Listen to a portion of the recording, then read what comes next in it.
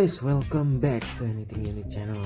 Kali ini gue mau ngebahas dari berbagai generasi iPhone, dari iPhone 5, iPhone 6s, iPhone 7 Plus, iPhone 11 Pro, dan iPhone 12 Pro. Oke, karena ini berhubungan dengan berbarengnya hari ini, atau tepat tadi jam 12 malam, jam 00.00 waktu Indonesia bagian barat, muncul iPhone 11. iPhone 14 series. Yang mana ada iPhone 14 Plus, iPhone 14 biasa, dan iPhone 14 Pro dan Pro Max. Mantap. Bagaimanakah, apakah tabungan kalian sudah cukup untuk membeli di salah satu lini iPhone 14? Apakah masih belum? Kalau gue sendiri kayaknya belum mau beli deh, karena masih berguna untuk menggunakan iPhone ini, dan ini untuk HP adik gue, dan ini HP bini gue. Ini generasi iPhone yang gue pakai juga, tapi udah ini sih masih bisa ya, masih nyala. iPhone 6s nya tuh, iPhone 6s nya ini masih nyala sebenarnya, cuman baterainya memang udah rada drop dan harus diganti. Gue belum sempet nyalain, sebenarnya tinggal dicas sih nyala masih, dan gue belum sempet ganti baterainya aja.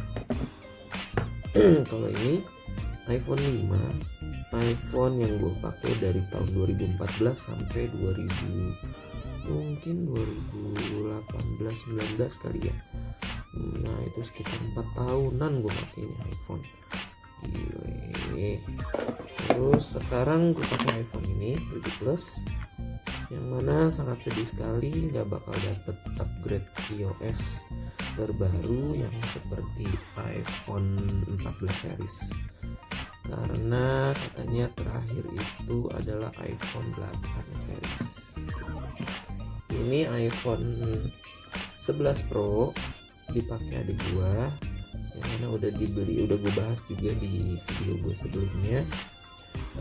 Hasil dari beli di salah satu pusat handphone second terbesar di Indonesia. Gue bisa sebutin, ditonton aja di videonya ya. Dan ini iPhone 12 Pro punya bini gue, Sierra Blue ya warnanya. Ini yang terbaru. Jadi kalau menurut gua iPhone 14 itu sangat dinanti oleh penggemar Apple ya, khususnya iPhone, yang mana mempunyai fitur yang lumayan oke dari segi dynamic island-nya yang ada di sini, menggantikan notch poninya iPhone yang udah melegenda di iPhone, mulai dari iPhone 11 ini, iPhone 11 Pro ini sampai dari iPhone 10 dia malah sampai iPhone 13 series. Dan tapi di iPhone 14 juga ada yang masih menggunakan notch. Itu iPhone 14 biasa dan iPhone 14 Plus.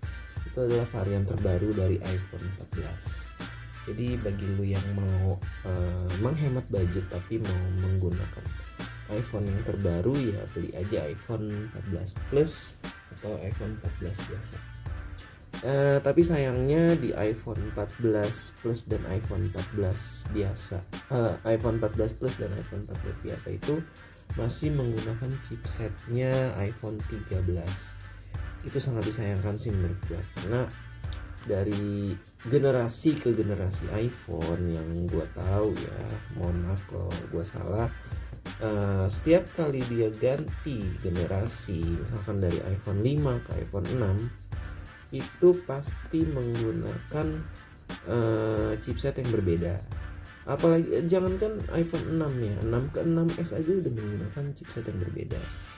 Terus iPhone 7, terus iPhone 7 series sampai ke iPhone 8 series itu juga chipsetnya berbeda. Terus dari iPhone 8 sampai ke iPhone 10 itu berbeda, 10 ke 11 berbeda juga, dan 11 ke 12 juga berbeda. Itu sangat disayangkan sekali sih kalau ada iPhone yang menggunakan masih chipset lama. Gue nggak tahu ya strategi pasarnya Apple itu seperti apa. Tapi kalau gue pikir mungkin kedepannya iPhone SE itu iPhone favorit gue sebenarnya. Gue udah pernah pakai iPhone SE yang pertama, yang modelnya masih sama kayak gini, cuman dia pakai samanya sih lebih ke iPhone 5s ya. Itu gue favorit banget seri iPhone SE. Karena kenapa? Dari segi fiturnya itu menggunakan fitur terkini dan tapi untuk bodinya itu atau dimensinya itu masih menggunakan dimensi yang old school atau yang lama, seperti iPhone SE yang kedua dan ketiga itu juga masih menggunakan bodinya iPhone 8. Itu menurut gua sangat bagus sekali untuk orang-orang yang mau membeli iPhone atau user yang pengen mencoba iOS itu seperti apa tapi nggak mau ngeluarin budget yang lebih gede dulu, dia bisa beralih ke iPhone SE gitu. Dan mungkin kedepannya dengan adanya iPhone 14 dan 14 Plus mungkin nggak ada lagi iPhone SE atau iPhone 14 mini ya, tapi nggak tahu lah, who knows ya ke depannya. iPhone 14 mini atau seri-seri mini dari mulai 11 ada nggak ya, lupa. iPhone 12 mini itu kayak kurang laku, mungkin karena dimensinya yang terlalu kecil kali ya, jadi orang-orang sangat nanggung sekali untuk membeli iPhone seri mini tersebut. Apalagi ya yang gua nggak suka dari generasi iPhone ya adalah yaitu iPhone yang ada seri C. Di seri 5 ini banyak banget serinya. Ada seri 5 biasa yang ini, terus setelah itu ada lagi seri 5C dan 5S dan SE. Itu ada 4 generasi dengan bodi yang hampir mirip semua. Cuma permainan warna ada tambah-tambahan. Dan iPhone 6s ini adalah iPhone yang modelnya dari iPhone 6 dan iPhone 6s itu sama, modelnya sama persis plek, cuma dari fiturnya berbeda aja. Ini mulai ada 3D touch, terus ada kameranya sendiri udah lebih improve, dan juga kecepatan prosesornya juga udah lebih oke. iPhone 7 ini dia nih yang problematik.